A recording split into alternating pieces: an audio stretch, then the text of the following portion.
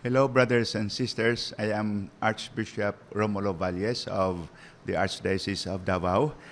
It came as a very beautiful and happy note when I was informed that Santa Cecilia Choral will be doing a virtual choral performance. Santa Cecilia Choral has been doing this for years, giving us, especially here in Davao, songs that touch the human spirit, songs that warm our hearts, songs of what is good in the human heart, in the human soul, and especially songs that make us realize again how close and near to us the Lord is. Songs that bring confidence and trust in our hearts. Songs that tell us, manalig ka.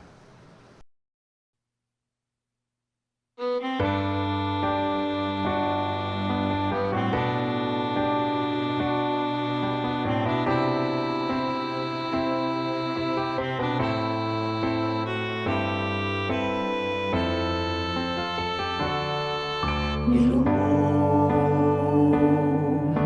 lahat ng takot sa iyong damdamin. Ang pangalan niya ay lagi ang tawagin, at siya'y nakikinig sa bawat hiling.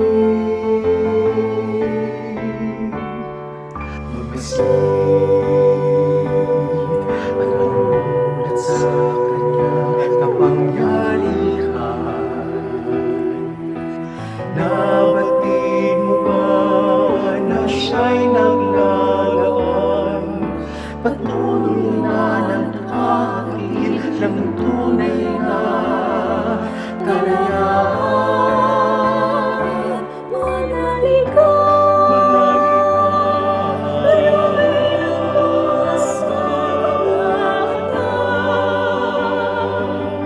hindi siya panaginip, hindi siya isang pangarap, siya'y buhay, manalig ka.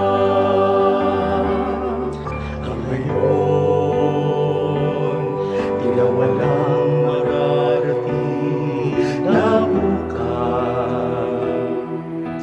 Ngunit kung siya ang ating hayaang maglandas, pag-asa ay muling maliligtas.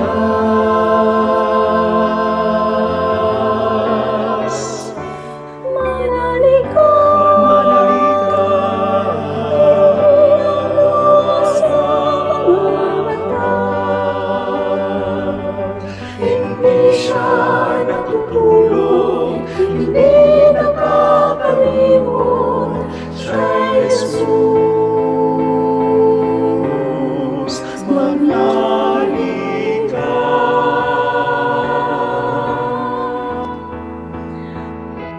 Manalig ka, manalig ka,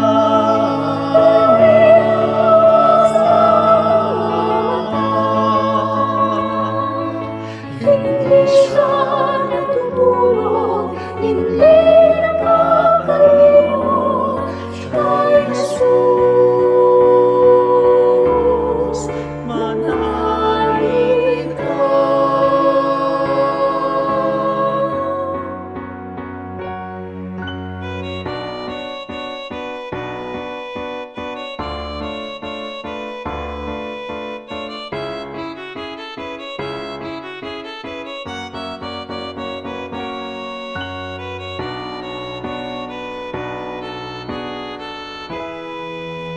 Manalig